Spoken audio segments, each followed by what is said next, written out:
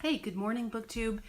This is Sonya from An Enthusiastic Reader. It is Thursday morning and I'm doing my Friday reads since I won't be available tomorrow. So thought I'd just have a quick chat with you and catch up on what I've been reading over the last few days. So let's get started. Mostly I've been reading novellas. So I've got 4 novellas here to briefly mention and one nonfiction for Nonfiction November, and then I'm still working on the Saga of Gosta Berling. I hope I'm saying that right, which is Britta Bowler's read-along, Nobel Women Read-Along Challenge. She has a Goodreads group. I will link it down below. I am more than halfway through the book. It's nothing like I thought it would be, and it's kind of delightful, actually. It has that folktale feeling to it. The characters are larger than life and full of exaggerated emotion and melancholy and very fickle love lives. So mix that up with the natural world and you get kind of a strange, fun blend of something you wouldn't expect from the early 1900s. So I'm enjoying that. I read The Strange Library by Haruku Murakami. I thought this was a total bust. It was a fine, tiny little story. You couldn't even categorize it as a short story. And unfortunately, I had it as an ebook from my library, so I didn't even get the benefit of the beautiful artwork that was inside to kind of make it seem like a better story than it was. I was expecting more, and while it was perfectly delightful, it wasn't the Murakami I'm always hungry for. So I will have to get to his new novel pretty soon, I think, to fill that hunger. So the next novella I read was Patricide by Joyce Carol Oates.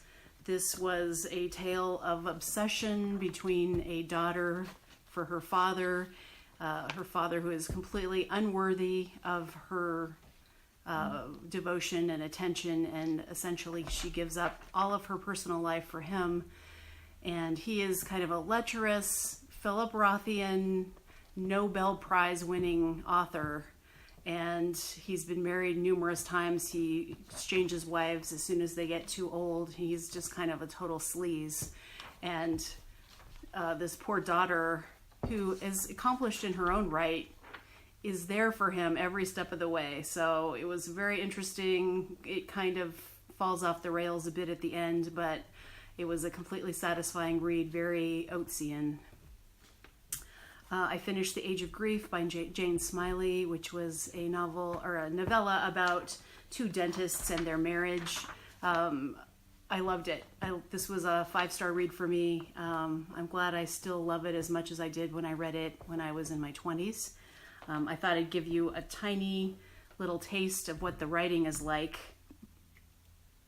But sometimes she was desperate with sadness and sometimes she was fine, and these states of mind didn't have a thing to do with me or our household or the office. And in addition to that, she denied that they even existed, that she was ever in turmoil or that she was ever at peace.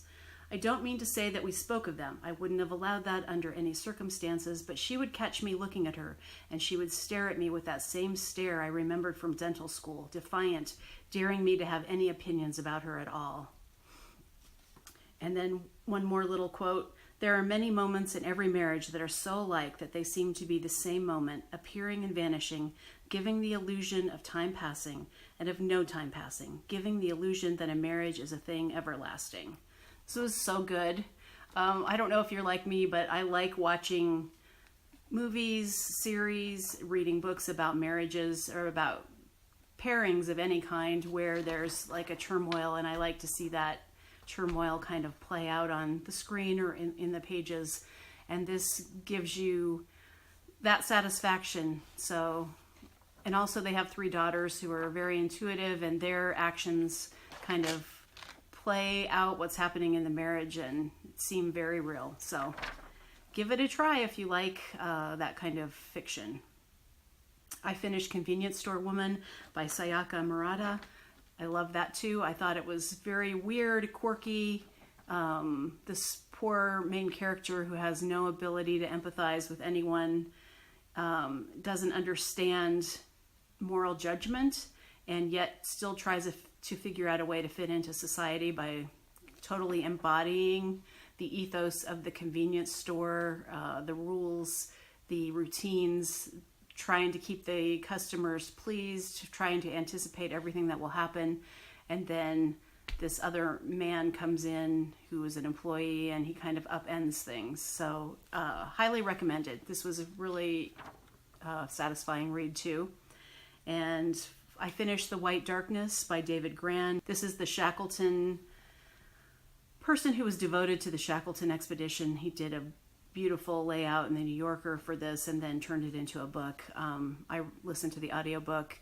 It was a very mismatched narrator to the story of this British explorer, and it sounded like kind of a grizzled old cowboy who was reading this story. It didn't really fit for me, and maybe that's very superficial of me, but I would have liked for it to have had a British accent. That's just me. So not my favorite. I thought, it was harrowing enough. It was very short. It could have been a novella almost. And I, again, didn't see the artwork because I had the audiobook. So it would be a good car trip book, I think, because it would be short and then you could move on to the next thing.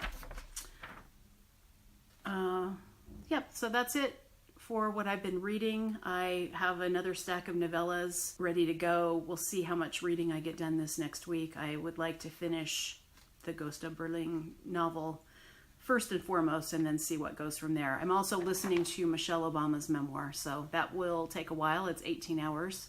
I love Michelle Obama, and I just want to hear what she had to say, even if it might be a little bit sanitized. I'm not sure.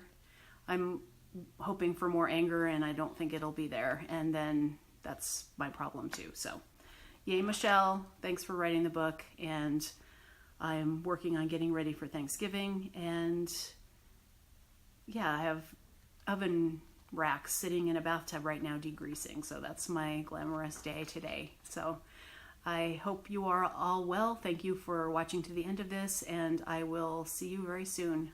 Bye.